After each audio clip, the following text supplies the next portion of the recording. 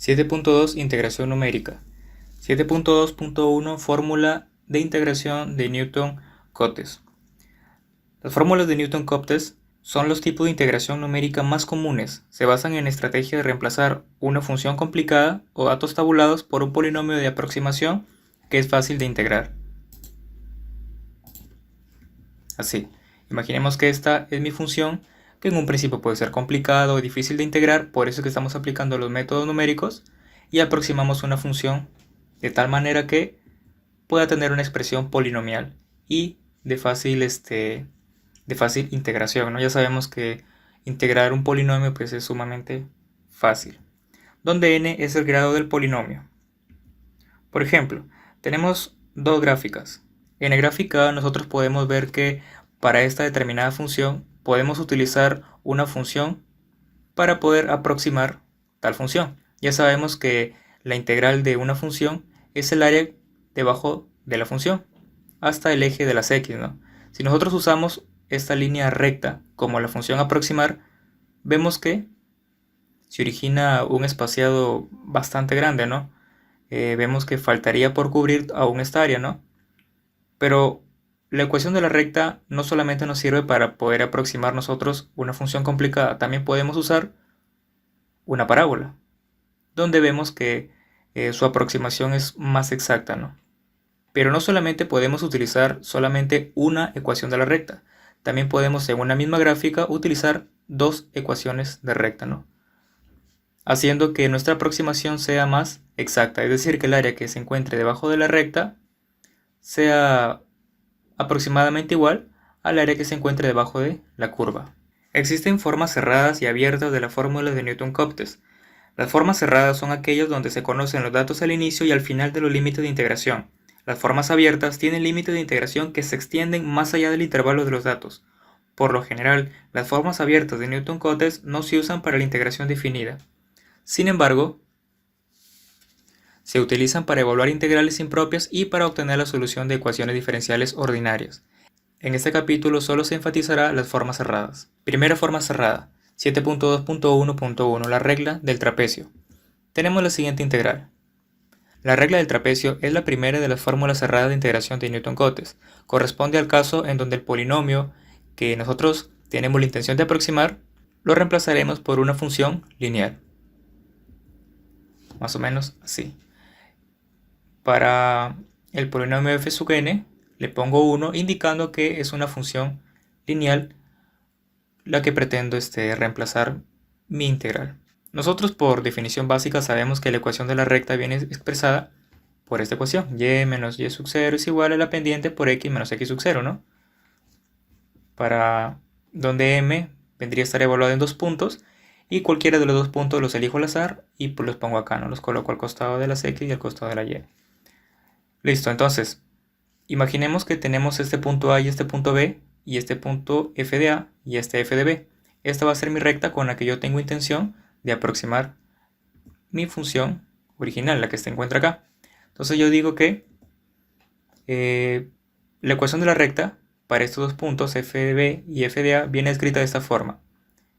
El y sub 0 lo paso a sumar acá. Yo digo que f de 1 de x va a ser igual a f de A más la pendiente que vendría a ser y sub 1 menos y sub 0 sobre x sub 1 menos x sub 0, equivalente a f de b menos f de a sobre b menos a, por el x menos x sub 0, x menos a. Aquí justamente como estamos diciendo, la pendiente vendría a ser y sub 0 vendría a ser f de a y vendría a ser f de b. El área debajo de esta línea recta es una aproximación de la integral entre los límites a y b. Y tenemos esta expresión, ¿no? Ya hemos reemplazado el polinomio por nuestra ecuación de la recta, ¿no? Tenemos esto. Ahora el trabajo será integrar esto, ¿no? Si nosotros integramos eso, tenemos, ¿no? Integramos esta ecuación, multiplicamos todo contra todo, b menos a por f de a, y nos encontramos con esta expresión, derivamos, sumamos, y por propiedades de integrales, integramos de forma separada, ¿no? Para este caso vendría a ser x al cuadrado sobre 2, y esto lo tomamos como coeficiente, y x, y esto lo tomamos como coeficiente entre los intervalos a y b. Resolvemos. X al cuadrado sería b cuadrado menos a cuadrado sobre 2 por mi coeficiente, y aquí sería un b menos a por mi coeficiente. Seguimos resolviendo y nos topamos con la siguiente expresión. Nos damos cuenta que esta es muy parecida a la fórmula del trapecio, representada por acá. Base mayor más base menor sobre 2 por la altura. En este caso de mi gráfica, mi base mayor va a ser mi f de a, mi base mayor va a ser f de a. Claro, ¿no? Porque como ustedes saben, la gráfica que estaba anteriormente mostrada era así, ¿no? Era así más o menos, ¿no? Donde esta es la gráfica, ¿no?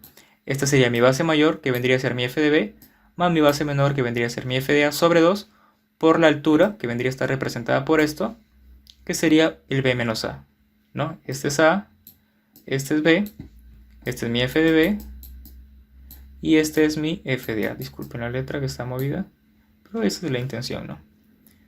Justamente como lo tenemos ahí, ¿no? Geométricamente, como he de notar en este caso en particular, no parece que esta aproximación sea la mejor, ¿no? Nosotros también podemos encontrar dos aproximaciones más para ver si estas aproximaciones son mejores, ¿no?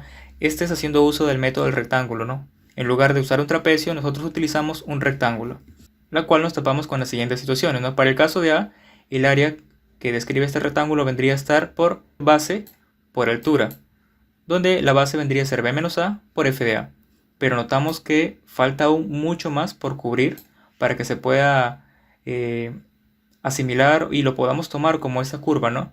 Para el caso de b tenemos que hay un exceso, f de b vendría a ser el punto más alto por b menos a. No se confundan que no necesariamente el f de b va a ser el mayor en x, ¿no?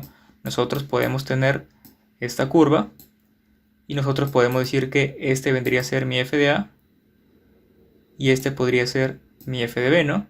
Para la regla del trapecio no tendría nada que ver, pero para la regla del rectángulo, por exceso, no vas a elegir esta, ¿no? Donde en términos de x, esta sería mayor que el de k. Si no elegirías esta, ¿no?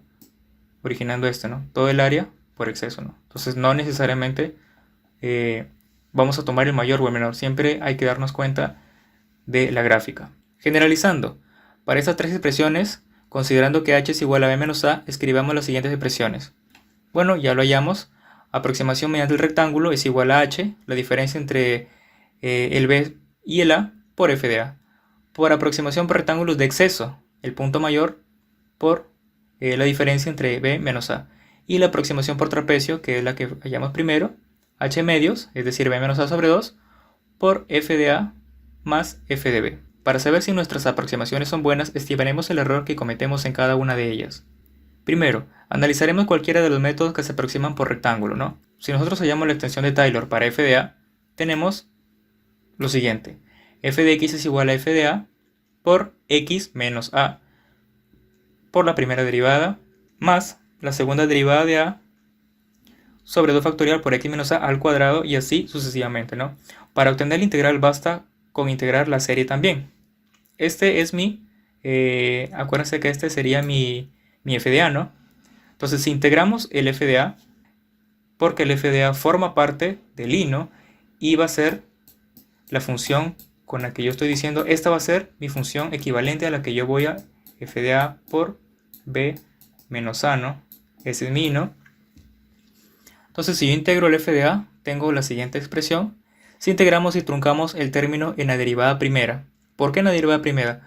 Bueno, ya te dije que h, como es muy pequeño otra vez, h vendría a ser el b menos a. Entonces si resuelvo esta integral, me queda en estos términos que reemplazando el b en esta ecuación y el a también, me queda la expresión en estos términos. Entonces, cuando b menos a es muy pequeño, al cuadrado, estos errores que se originan a partir de un h cuadrado no se están considerando, ¿no? H cuadrado, h cubo, h cuarta o h quinta, ¿no? Pero siempre teniendo en cuenta que z está incluido entre los intervalos a y b, ¿no?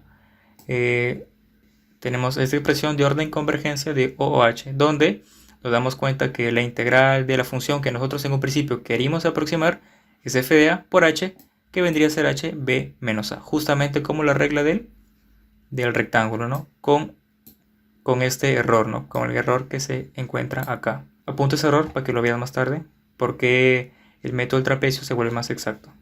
Para analizar el método del trapecio usamos la interpolación entre el punto A y B, usando el polinomio de Lagrange y su error. En este caso tenemos que nosotros ya no analizamos el método del rectángulo por exceso porque lo consideramos que su definición o su cálculo es de forma analógica con el otro método del rectángulo, ¿no? Entonces sería lo mismo. Entonces por eso analizamos de frente el método del trapecio utilizando el polinomio interpolador de Lagrange. Nosotros ya conocemos pues que mediante una ecuación de la recta podemos hallar la recta entre dos puntos, ¿no? Pero la intención ahorita es utilizar el polinomio de Lagrange, porque ese polinomio, como no se vio en el capítulo 6, me genera cierto error, que vendría a estar expresado por la siguiente multiplicación, ¿no? La segunda derivada de z por x menos a por x menos b sobre 2. Ahora sí, integramos el polinomio obtenido, ¿no? Se supone que este es nuestro y, el polinomio que vamos a aproximar. Integramos por separado, separamos los coeficientes f de a sobre a menos b y f de b sobre b menos a, y dejamos los factores afectados por el x, que sería x menos b y x menos a, más este error, ¿no? Seguimos integrando por separado x al cuadrado sobre 2 menos bx, x al cuadrado sobre 2 menos ax, los coeficientes afuera, evaluados en a y b. Algunos libros, ojo a esto, algunos libros consideran esto como un valor numérico. Es decir, que si tú quisieras hallar un error ya en papel, tú solamente derivarías dos veces la función y reemplazarías el z, que vendría a ser b menos a sobre 2. ¿Sí? Sería la semidiferencia de b y a, b menos a. Otros libros no lo consideran así. Otros libros consideran que este debe estar contenido en la función, porque se encuentra en términos de x y luego ser reemplazado. Pero si observan, si esto está contenido dentro de la función, la segunda derivada, si yo integro eso, me va a quedar en términos de primera derivada. Entonces no me parece muy lógico, ¿no? Pero aún así algunos libros lo consideran, ¿no? Aquí faltó derivada de x. Para mi opinión, este debería ser la segunda derivada con respecto a z, b menos a sobre 2, pero en valores numéricos. Ahora sí, seguimos resolviendo nuestra integral y nos queda la siguiente expresión, ya un poco más extendida. De la misma manera acá también. Saca tu papel y ponte a integrar. Saca tu papel, sigue integrando, comprueba resultados. Ve si es lo correcto. Ve si es lo correcto, si estamos bien, Seguimos integrando. Seguimos integrando, nos acercamos a la respuesta final. Nos seguimos acercando a la respuesta final y obtenemos nuestro resultado final. Este vendría a ser, digamos, ya luego de haber integrado el polinomio interpolador para dos puntos, ¿no? Donde vemos que este es la regla del trapecio y este vendría a ser el error generado por utilizar la regla del trapecio. Nos damos cuenta que este es más exacto porque el b menos a, el h, b menos a se encuentra afectado porque está elevado al cubo y estamos utilizando la segunda derivada. ¿Sí? Para tenerlo más claro, ejemplo 7.2. Integrar numéricamente la siguiente ecuación. 0.2 más 25x menos 200x al cuadrado más 675x al cubo menos 900x a la cuarta más 400x a la quinta. Desde a igual a 0 hasta b igual a 0.8, sabiendo que el valor exacto del integral lo podemos determinar de la forma analítica y es 1.640533. Listo. Al evaluar la función tenemos la solución. Evaluamos la función para a y evaluamos la función para b. Acuérdense que es simple, ¿no? Solamente la fórmula es b menos a por f de a más f de b sobre 2, ¿no? Sencillo. Y hallamos nuestro resultado. Usando el método trapecio tenemos 0.11728, que este resultado está muy lejano del verdadero, lo cual nos representa un error total, es decir, un error verdadero, true, de 1.46, que en términos de error relativo, este resultado sobre el valor verdadero por 100 es igual a 89.46%. O sea, casi está al 100% de error, ¿no? Es decir, es 10 veces inferior al resultado oficial, ¿no? Entonces, ¿cuál sería mi solución? Bueno, yo te dije que agarres tu papel y compruebes si en verdad el error puede meter mano ahí, ¿no? Comprobamos ya luego de derivar la función dos veces y reemplazar, en este caso sería 0.8 menos 0 sobre 2 sería el 0.4. Algunos libros no lo toman así. En realidad el b menos a sobre 2 solamente lo he visto en una página web. En realidad el b menos a sobre 8 solamente lo he visto en un libro, porque en el resto de páginas web o de libros lo veo como el b menos a solamente, ¿no? Es por eso que aquí lo he considerado como 0.8, ¿no? Solamente, o sea, yo voy diciendo esto para que tengan en cuenta cómo a veces algunas bibliografías pueden cambiar o pueden considerar, ¿no? Lo dejo al criterio de cada uno, pero este problema, como lo he sacado de internet, lo he considerado como solamente b menos a. Otros libros lo consideran como b menos a sobre 2. Ojo a eso. Seguimos resolviendo y hallamos la siguiente expresión, 1.024, ¿no? Sin embargo, existe una discrepancia, ya que en un intervalo de este tamaño, el promedio de la segunda derivada no necesariamente es una aproximación exacta de la segunda derivada de z. Bueno, desarrollamos el código 7-2 para poder entender un poco más este tema.